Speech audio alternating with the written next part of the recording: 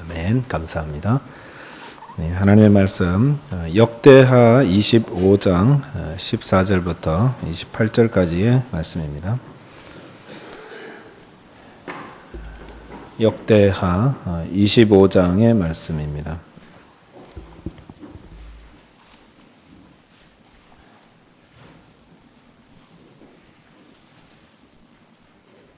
(25장) 14절부터 마지막 28절까지의 말씀을 한 절씩 교독하시겠습니다.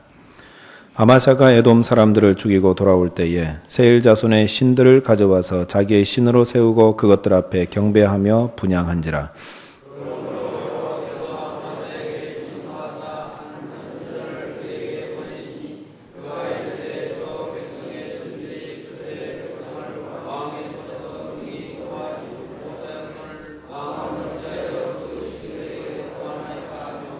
선지자가 아직 그에게 말할 때 왕이 그에게 이르되 우리가 너를 왕의 모사로 삼았느냐 그치라 어찌하여 맞으려 하느냐 하니 선지자가 그치며 이르되 왕이 이 일을 행하고 나의 경고를 듣지 아니하니 하나님이 왕을 멸하시기로 작정하신 줄 아노라 하였더라.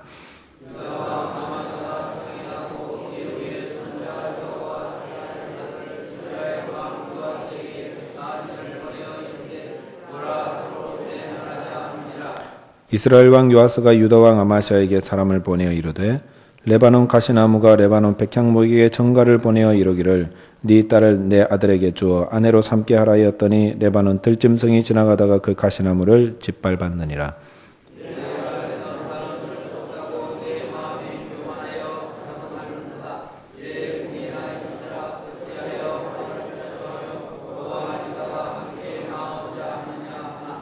아마샤가 듣지 아니하였으니 이는 하나님께로 말미암은 것이라. 그들이 에돔 신들에게 구하였으므로 그 대적의 손에 넘기려 하심이더라.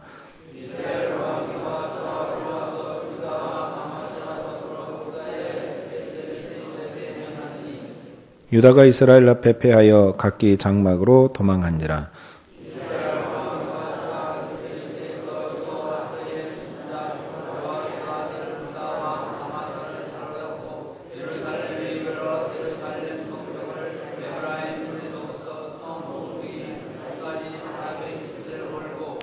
또 하나님의 전 안에서 오벳 에돔이 지키는 모든 금은과 그릇과 왕궁의 재물을 빼앗고 또 사람들을 볼모로 잡아가지고 사마리아로 돌아갔더라.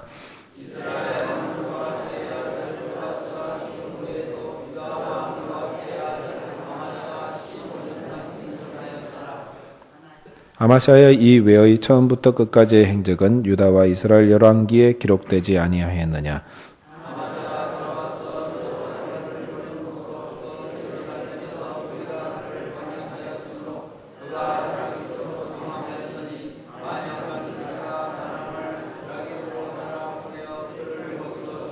함께 읽습니다. 그의 시체를 말에 실어다가 그의 조상들과 함께 유다 성읍에 장사하였더라. 아멘.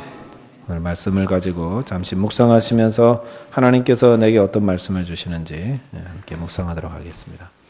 본문은 성공한 사람들이 저지르는 잘못에 대해서 우리에게 교훈을 주고 있는 말씀입니다.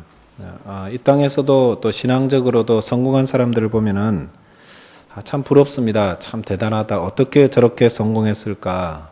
그래서 성공의 방법을 알기를 원하고 또 성공하는 그 철학들이 있지 않습니까? 그런 것들을 배우고 싶어 합니다. 그래서 좀 크게 성공한 분들은 뭐 책으로 이렇게 출판되기도 하고 그런데 오늘 성경을 보니까 성공하는 방법과 과정, 철학 이것도 참 중요하지만은 성공한 이후에 더 중요하다라는 것을 우리가 생각하게 됩니다. 신앙생활 뭐 이만하면 됐지 않았을까? 또 이민 와서 이 정도면 성공했지. 뭐 이런 생각이 드신다면은 또 뭐 올 한 해 이렇게 잘 살았다. 이런 생각이 드신다면 오늘 말씀을 통해서 주시는 교훈과 깨우침을 얻으시기 바라겠습니다. 첫째로 성공의 자리에서 우리가 하나님을 기억해야 합니다. 유다왕 그 야마샤가 에돔 나라와 전쟁을 해서 크게 이겼습니다. 그런데 승리한 이유가 그 이후가 더 중요한데 아마샤는 그 성공에 취해서 그 승리에 취해서 스스로 자멸의 길을 걷게 됩니다. 14절에 보시면은 아마샤가 에돔 사람들을 죽이고 돌아올 때에 세일 자손, 에돔 사람 말이죠. 세일 자손의 신들을 가져와서 자기의 신으로 세우고 그것들 앞에 경배하며 분향한지라 말하였습니다. 아마샤 왕은 에돔 나라를 치고 노략물을 취할 때에 그들이 섬기고 있던 그 신상, 그 우상 굉장히 그럴싸했나 봐요. 그래서 거기에 마음이 빼앗겼습니다. 그리고 그들이 섬기던 그 우상을 가지고 와서 자기 궁전에 두고 신으로 세우고 그것들 앞에 아침 저녁으로 경배도 하고 분향도 하고 이러면서 섬겼다고 하였습니다. 엄격히 이것은 하나님에 대한 범죄였습니다. 그러자 15절에 하나님께서 선지자들을 보냅니다. 이렇게 말합니다. 그러므로 여호와께서 아마샤에게 진노하사 한 선지자를 그에게 보내시니 그가 이르되 저 백성의 신들이 그들의 백성을 왕의 손에서 능히 구원하지 못하였거늘 왕은 어찌하여 그 신들에게 구하나이까 하며 이렇게 말했습니다. 이 말씀이 참 설득력 있는 말이죠. 에돔 사람들의 그 섬기던 신이 아마샤의 공격으로부터 구원해 주지 못하고 패했습니다. 자, 그렇게 비참하게 그 신들을 섬기는 자들이 비참하게 죽었는데 그걸 아는 왕이 패배자들의 신들을 가지고 와서 패배자들이 섬기던 신을 가지고 와서 그걸 섬긴다 이 말입니다. 이 말 곧 무슨 말이겠습니까? 왕이 패배자들이 섬기던 신을 그대로 섬긴다면은 왕도 똑같은 결과를 얻게 될 것입니다. 이런 말이고도 같습니다. 그리고 결국 아마샤 왕은 그 말을 듣고도 그냥 계속 그 거짓된 신 우상 섬기다가 아마샤 왕의 최후도 패배자의 인생이 되고 마는 것을 볼 수가 있습니다. 이건 오늘날도 마찬가지라고 생각합니다. 오늘날에 우리가 신상을 세워놓고 절하는 그런 일은 거의 없지만은 우리의 우상이 될 수 있는 것이 무엇입니까? 돈이나 명예, 권력 이런 거 아니겠습니까? 근데 이런 것들을 쫓아가다가 사는 사람들 이야기를 많습니다. 근데 그런 사람들이 성공했느냐? 많이들 망하죠. 예를 들어서 로또 당첨한 사람들이 갑자기 많아진 재물 때문에 행복해지기보다는 마음이 다 틀어지고 삶의 터전이 다 흔들려서 결국 돈도 다 잃어버리고 사람도 잃어버리고 불행한 삶을 사는 이야기를 우리 참 많이 알고 있습니다. 그런데도요, 여전히 사람들은 뭐라고 생각합니까? 로또 사서 당첨되면 인생이 역전된다. 역전돼가지고 망하죠. 그래서 나를 행복해 주는 게 큰 돈일 거다 이렇게 생각하고 거기에 목을 맵니다. 그러다가 정말 인생이 역전돼서 망하는 사람 참 많습니다. 많은 돈이 삶을 복되게 하는 것 아닌데도 여전히 거기에 목매고 있죠. 성경은 돈을 사랑함이 일만 악의 뿌리가 된다 말씀하고 있습니다. 우리가 이 말씀 잊지 마시고 돈뿐만 아니라 이 세상의 권력이나 명이나 성공이 우상이 되지 않게 해야 할 것입니다. 성도가 기억하고 잊지 말아야 될 것이 무엇입니까? 하나님의 도우심입니다.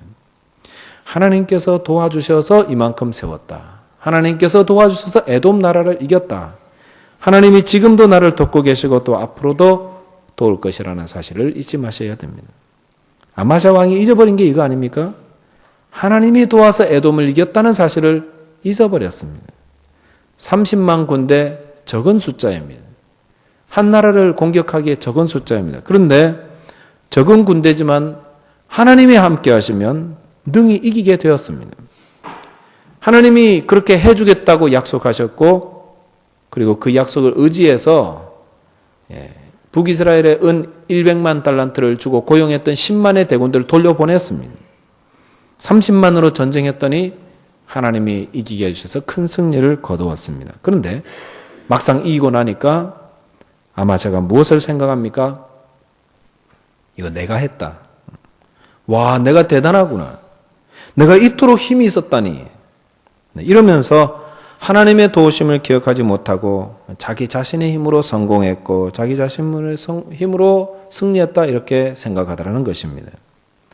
본문 19절에 보시면은 북이스라엘 왕 요아스가 아마샤에게 이 사실을 잘 일깨워 줍니다. 네가 에돔을 쳤다고 네 마음이 교만하여